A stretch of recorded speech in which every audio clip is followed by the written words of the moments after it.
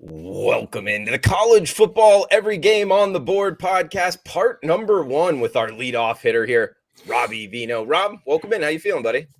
I am good today, Drew. How about yourself? We're midweek here. Again, as always, heading into what's now. We'll just say this every week, right, Drew? Because we've done it for so many years now. Week 7 of college football. That's absolutely crazy to think. But yeah, here we are, and the heart of the schedule is really coming up on us here. We're getting Wednesday football, Thursday football, Friday football. So we're going to have all kinds of football the rest of the way out. Happy to be here today. Happy to lead off on the Every Game on the Board podcast. Well, we're happy to have you, Robbie. You're a fan favorite. I remember being out in Las Vegas, multiple people telling me Rob Veno needs to be on the Every Game on the Board. I knew you were out there traveling, gives you a couple weeks to get back and look. And people kept DMing me, where's Rob Veno? Why isn't he on? Guys, he's on. He's on, and he's on each and every week going forward. We got him. He's one of the best. He's in depth, a little bit slower, more methodical approach, which is cool. It's almost like you're running a triple option here, Robbie. So we got to approach it a little bit differently. But hey, we're going after this, guys. Part number 1, 101, 102, the rotation number, down to 123, 124. That gives us top of the card on Saturday, Vanderbilt in Georgia anyway. So we'll get 4 or 5 games on the Saturday slate and all the weekday games here. Then we'll bring in the rest of the handicappers to break down every game on the board. We tell you to, we like to say, go to Wager Talk Live on screen and those little rotation numbers next to the team names. That's what we're going down in order here. First up, Wednesday night here, Robbie. Actually, we're filming on Wednesday, so it's about 5 hours until kickoff here in the Sun Belt. We got Louisiana Lafayette at Marshall. 101, 102, the rotation numbers here. 46 being the total. Thundering Herd, -10, up to as high as -10.5 now. They opened 8, so a pretty good move here towards Marshall. What do you like in Huntington, West Virginia tonight, Robbie? You know, it is kind of crazy, Drew, after the run that UL Lafayette has had over the course of Billy Napier's stint down there. To see a number like this, getting 10.5 points. We wouldn't have seen that in the last 3 years, but things are different down there. They're still pretty much a run-oriented team. In fact, I would say that knowing what we saw out of quarterback Levi Lewis, the leader of the Raging Cajuns the last few years, I would say that they're less of a threat in the RPO game now. They're less of a threat in play action, and that's kind of what made ULL special offensively. You know, we knew they were going to be physical offensive line-wise. They were going to run the ball. But, boy, when they pulled it back and threw it, they completed it there too. They just don't have that element to their offense this year. Therefore, you know, Marshall's best defensive asset is their run defense. And if you can shut down the run against Lafayette, you're probably going to win the game. I think Marshall here with – what looks to be, I guess you could estimate, Drew, that it's been 2 weeks to prepare, right? Because they played Gardner-Webb, then they had a bye, and now they get UL Lafayette. So I would think that they're in pretty good shape game preparation-wise. I would think they're in pretty good shape as far as matchups are concerned. Lafayette's still a good defense, but I think Marshall will, at home, get their share of points in this one. So I kind of like the favorite side here, -10.5. I think that's probably the right way to go, even though the number, like I say, just looks excessively big. But I think it's right here. Yeah, it's almost tough to kind of gauge Lafayette this year and compare him to what last year under Napier. And you bring up Levi. You know, I didn't even think about that. I thought about Napier leaving, and it's not fair to kind of compare the new coach to him because he had one of the best runs in all of college football over the last few years there at Lafayette. They would just kill people in the Sun Belt. But actually, it might have been just as much Levi Lewis, a quarterback, missing him, Robbie. Where is he? I mean, I feel like he has like an outside shot to make an NFL roster. Do you know where he is? I know he got drafted by Seattle as a street free agent right after the draft. I think they picked him up. Where he went from there, I don't know. But let's not forget that the 3 running backs that they had as well.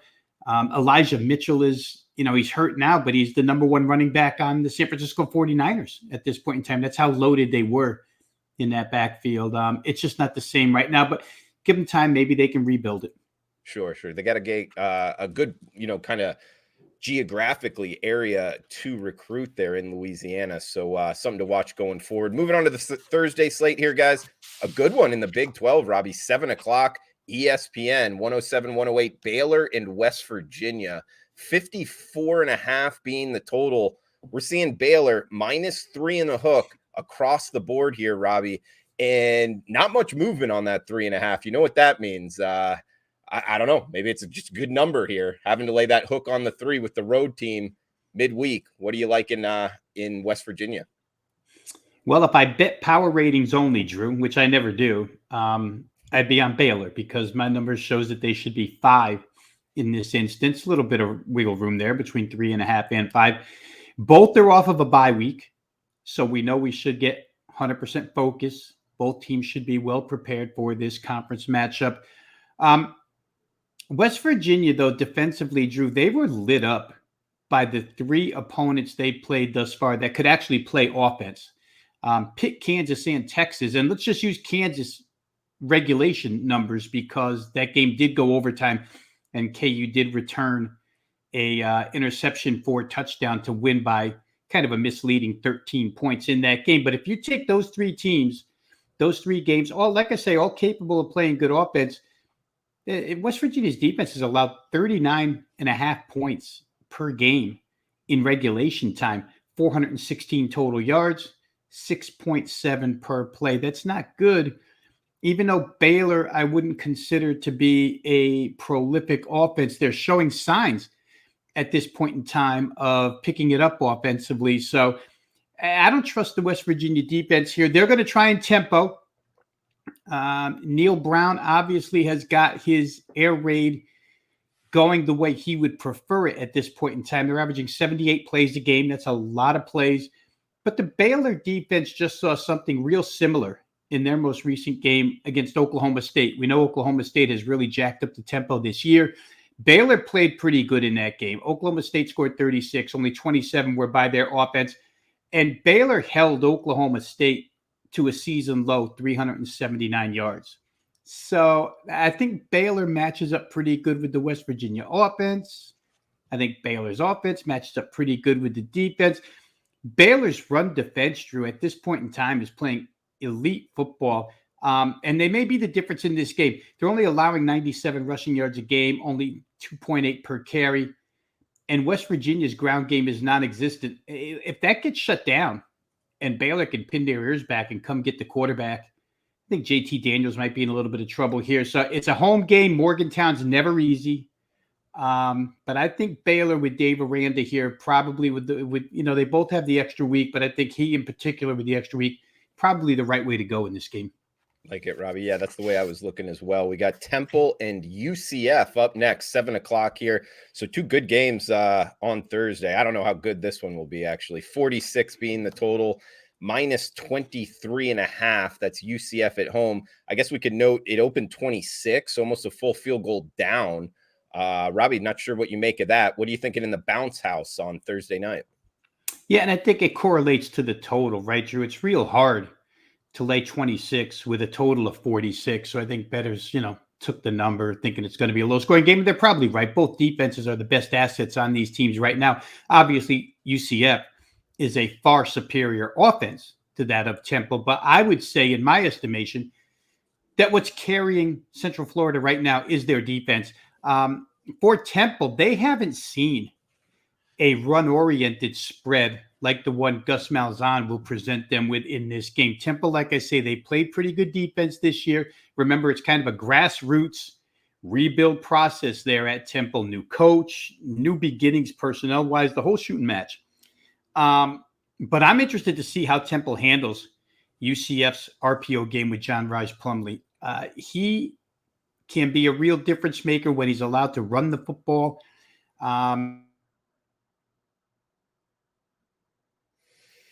Oh, I think we lost Robbie. One thing I was going to say, guys, as he probably needs to reset on his end, is UCF is the type of profile where they could really run it up. Like you almost want to be looking to bet UCF like this -23.5 number. maybe actually this is a type of profile against Temple to do that. I don't really want to be betting UCF. I actually lost on them betting against them against SMU, I guess, in their last primetime game. And that's one thing that I would look at is betting on Gus Malzahn, this type of offense, which I think can work, particularly against teams where their front seven, their front eight on defense is going to have a tough time stopping them. Because if you can't stop that RPO and you can't stop the running back and the quarterback actually just using their feet to score points, you're going to have a long night. That's what makes me look towards UCF. However, to Robbie's point, the 46 is the total, minus 23.5. That's kind of a tough combination to lay a big number with that low total. Robbie, I think we got you back. If so, any quick thoughts here before we move down? Yeah, and real quick, Drew, if you can't hear me, to that point, Temple can't play much offense. They're only averaging 13.5 first downs a game. And like we were saying earlier, UCF's defense is that good. So you put that combination together and you can still end up somewhere in the vicinity of 34-7, and you get a cover and an under. So just because the number is 46 doesn't mean the cover is impossible. If I had to, I would probably play UCF because it's under the key number of 24 right now. Like it, Robbie. Let's head to the Friday slate here. October 14th, Friday night. Speaking of SMU, they're hosting Navy. First game up, 7:30 Eastern, 113, 114, 57.5 being the total, minus 12 in the hook. That's the Mustangs in Dallas. Navy at SMU. Very intriguing handicap here, Robbie. Interested in your thoughts? Yeah, it's interesting to me, Drew, because Navy scores 53 points total in 4 games, and then they scored 51 last week against Tulsa. Now, it could be that Tulsa was just ill-prepared to stop the option. That could be. But they've been in the same conference for a while now. So I don't know. And when they were playing divisional, both of these teams are in the West. So it's kind of strange that Philip Montgomery's team, who had played real well this year, got lit up like that. Navy ran the ball 69 times, 455 yards. Before that, the season high had been 215 yards. So SMU's had a week to get ready for this. Will they be better? I'm not sure. Their rush defense is horrendous at this point in time, 194.5. But we lost them at the butt, guys. I don't know. I'll tell you this, my thoughts here. I was looking towards Navy. I really was. Plus 12.5. I went into this game looking towards SMU, thinking they would run them out of the gym. But then, like Robbie was talking about, Navy, their last game out, they really ran it up. Maybe they found something on offense. Maybe it was a little bit more Tulsa. I don't know. But Robbie, I think we got you back again here, man. Anything quickly on the SMU game before we move down? Yeah, real quick, I was just going to say SMU will get it back. Whatever Navy runs for, SMU will get back in their passing game. 76% of the yards Navy's allowed this year have been through the air. Tanner Mordecai and company probably have a real big night here against Navy. So we saw a push in the total upward today, Drew. I think those people are probably correct. This game probably gets over. I was thinking that too. Robbie, last question here. Just betting military academies, Navy, obviously one of them, betting them over. How do you feel about that? Just because they sit on the ball so much, you know what I mean? Yeah, you have to have big playability on the other side to do it, right? You have to have a team that can score in 2 minutes, real quick strike like SMU can. Otherwise, it's going to be a little bit difficult for sure. Next game up, UTSA at FIU, minus 33. That's the Roadrunners on the road. 63.5 being the total, of course, in West Miami here. And FIU, Robbie, I think what they did get a win 2 weeks ago, I believe, over New Mexico State. I don't know, but then they lost to UConn. And now they're catching 33.5 at home. I don't know. What are you doing here? I mean, I'll be real quick here, Drew. I just think back to the Western Kentucky game a few weeks back, 73-0. Texas San Antonio can do the same things that Western Kentucky does. UTSA quarterback Frank Harris, they can do whatever they want to do here. I'm just not sure how bad they want to do it, but boy, they play offense. They're averaging 350 passing yards a game. I'm not playing FIU with anybody's money, not mine, not yours, not anybody we know. So it would probably be UTSA or nothing for me. Let's head to the Saturday slate here. Rob, Veno, wagertalk.com. Guys, check them out there. We're going right down the list in rotation order. Just those little numbers next to the team name on the odds board here. Kent State at Toledo, 3:30 Eastern on Saturday, October 15th. 61.5 being the total here, Robbie. -9. That's the Rockets in the Glass Bowl. I'm going to focus mostly on Kent State here, Drew, because, a lot was made of their preseason non-conference schedule, right? That schedule was so tough that when they get to MAC play, they're going to steamroll these MAC teams. They go to Washington. We know Washington's a good football team now. They go to Oklahoma when Oklahoma still had Dylan Gabriel, and they go to Georgia. All three places. Then they get into MAC play, and their first game is against Ohio U.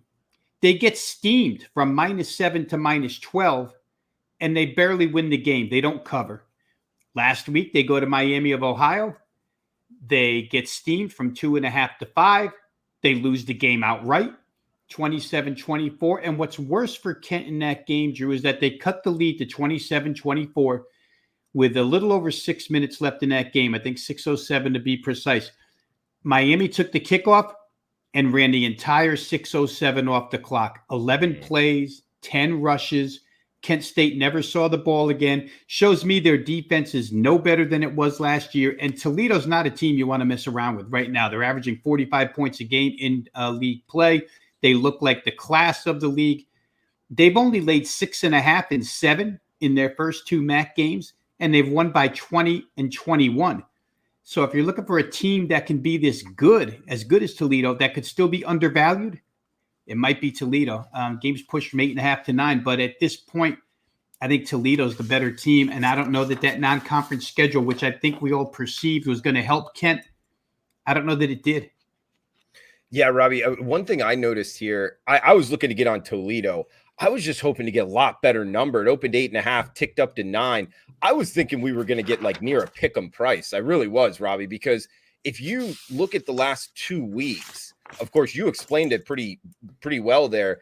Kent State, with their out of conference schedule, they played it kind of tough, and then they come into MAC, and supposed sharp money jumped on them the first 2 weeks, the last 2 weeks here in MAC play, and was wrong, And so I thought that they were going to come back on them, but sure enough, no. So we didn't get the chance to kind of fade the sharp money, I like to say, coming into conference play here in MAC, which has been wrong the last 2 weeks. But Robbie, just real quick, are you excited to be handicapping the MAC? Do you handicap the MAC like in depth before we get to midweek action, or no, usually not?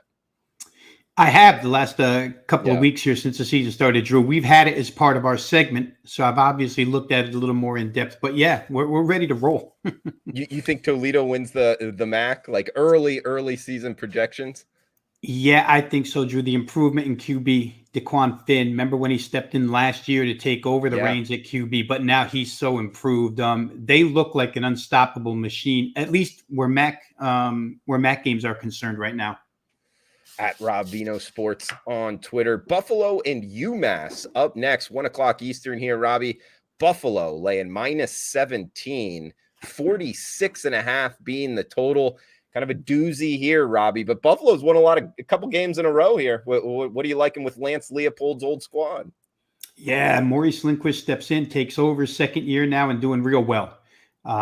Exceeding expectations, you would say, definitely for Buffalo at this point in time. They might be the best team in the East. We might see maybe a Toledo-Buffalo MAC championship this year. UMass has shown some signs of life too. 2 straight covers. But they've got personnel issues, Drew. The skill positions, quarterback, running back, wide receiver, undisclosed reasons why guys aren't playing. It's sort of an experimental year for head coach Don Brown. Remember, Don Brown's been a defensive coordinator forever at UConn, at Michigan, all kinds of places. He comes in and basically turns Massachusetts into a strictly running football team. They run the football, their play calling, they run the football 74% of the time. You don't get that except from a service academy, but you're getting it from UMass. I guess the idea is we're shorthanded, we'll shorten games, we'll run the football. It has led to 2 straight covers, but Buffalo has 3 themselves. I don't know how interested Buffalo is, but they're good enough to cover this number right now because, offensively, they could probably strike real quick. But if possessions are low, Drew, it's hard to lay these types of numbers. If you're only going to get 9 possessions a game because UMass is running, it gets a little bit difficult to cover and win by 17 plus. Good point. You got to factor in the possessions, guys, laying big numbers. Alabama, Tennessee up next. 1-2-1, 1-2-2. I believe College Game Day is there. Arguably the game of the week here, Robbie. 3:30 Eastern, CBS, seeing -7.5 pretty much across the board. We are seeing an offshore hanging just 7 flat there. That's Alabama as the road favorite. 65.5 being the total. 66 starting to pop up there. A little over money coming in. Alabama quarterback questions here. I would guess going with the backup, Robbie. Not 100% sure. Up against Tennessee. Hey, biggest test so far for the Vols, but they've looked good. What do you like in here, Rocky Top style, Robbie? They have, and it's been a long time since Tennessee's been, in this position to where at least we're talking about a 7.5 point number between Alabama and Tennessee. Hasn't happened in quite some time. So the game is obviously figured to be competitive. The Bryce Young situation, Drew, I want to believe that creep up in the total might be because somebody knows Bryce Young is going to play, because we saw that number come up about a couple hours ago. We started to see 66s. So maybe he is, maybe he isn't. I mean, backup Jalen Milroe wasn't horrible last week, but certainly they were cautious with him. 12 of 19, 111 yards, 3 TDs, only 1 interception, but they barely got by A&M. And if you're cautious with him here, and he had 17 carries in the run game last week. They ran the ball quite a bit. Tennessee's best asset defensively right now is run defense. So if Milroe goes, I think you like Tennessee. If Bryce Young goes, that 7.5 is going up. It's really hard to make the call at this point in time. I know this. Bryce Young practiced today. I know this. Nick Saban's being real coy about whether or not he's going to play or not, as he should. And we may not know the answer unless we know. I figured that one of the players probably goes home and tells his mom and dad, Bryce looked really good at practice today. And then that filters out into the community and everybody knows, because the only thing they're interested in there in that section of the country is Alabama football. I don't think they can keep it under wraps for long. I'm just not willing to pull the trigger yet. But I think if Bryce Young plays, they're more than 7.5 better than Tennessee in a high-scoring game. Over might be the best play there if Bryce Young does play. And Robbie, I know we got a lot of new sports bettors liking the podcast here, and welcome in. Feel free to reply below any questions you have, guys. We're all ears. Robbie, how do you handicap that type of situation? I mean, Heisman Trophy caliber quarterback, literally, and a backup quarterback that's more of a runner. Obviously he's an Alabama quarterback, a talented kid. But what is the drop off? How do you do that in terms of your handicapping and equate it to numbers? Well, the first thing I do is make a power rating with Bryce Young involved, the starting quarterback involved. And then I see where the odds maker sets the price, and I'll react to that. Now, I thought the game should have been Alabama 11.5 with Bryce Young involved. We don't know if he's involved. The number's 7.5. So I'm telling you, the odds maker's telling us that he thinks their quarterback is worth 4 points. I think he's worth a little more than that. And I think, to your point, Drew, I think it's the pieces around him that matter as well. We've seen Alabama put about 6 wide receivers in the NFL in the last 3 years, and a couple of running backs.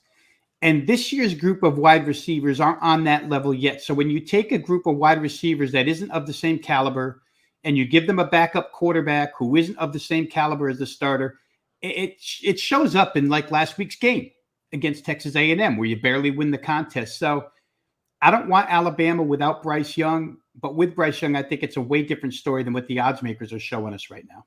I like it, Robbie. Good stuff. One thing I'll add to that, it's not only the player's talent, guys. Sometimes it's what the team schematically changes as well. So, they might actually do different things offensively. So laying a number might actually, not be as advantageous with a different scheme that they're going to be running. One more game here for this for this section. Then we'll bring in our 2-hole hitter, Teddy Covers, coming up at 3:45 Eastern, 12:45 Pacific. We do have Best Damn College Football show out there on the Wager Talk YouTube channel. Rob Veno and myself will be on with Ralph Michaels. So head over there at 3 o'clock Eastern time. Then we'll be back with Teddy Covers. But last game for this part of the podcast before part number 2, Vanderbilt and Georgia, also 3:30 Eastern here, Robbie. 58.5 being the total, minus 38. That's the defending national champion Georgia Bulldogs. Between the hedges here, Robbie.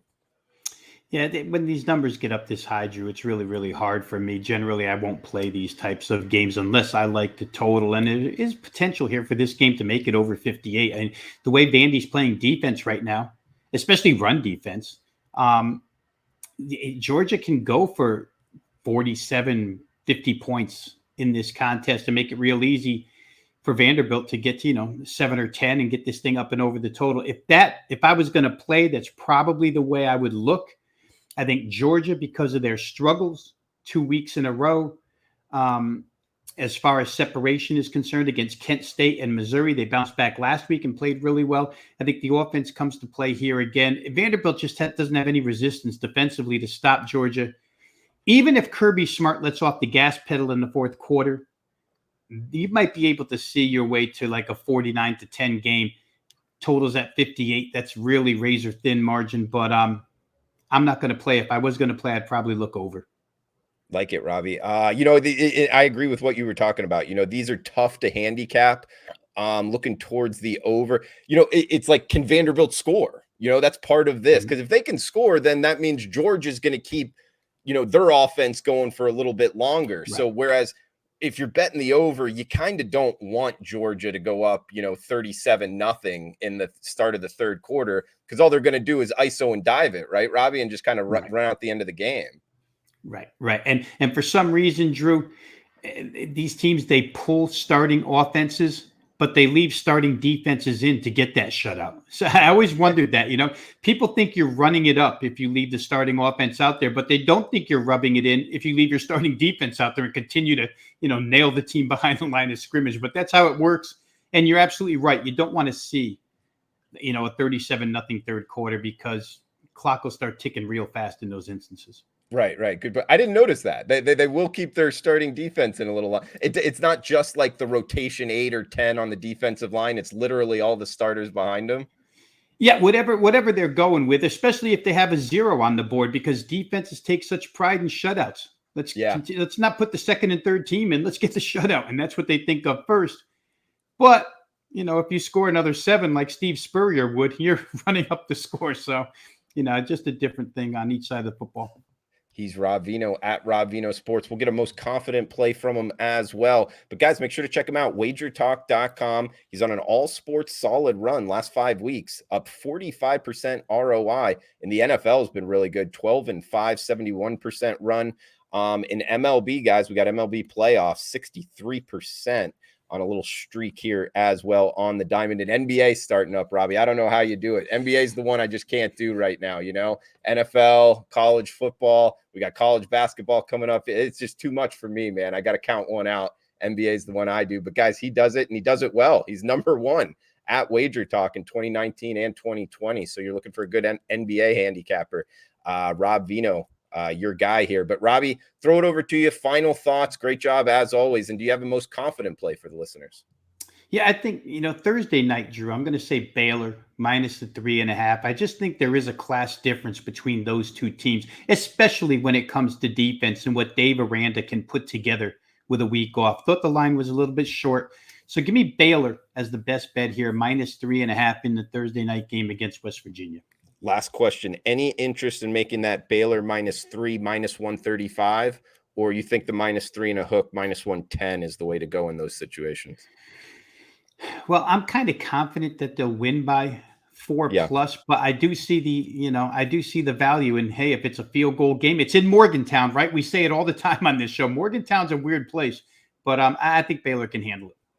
He's Rob Veno. Check him out, wagertalk.com. Guys, we will be back at 3:45 Eastern time with Teddy Covers.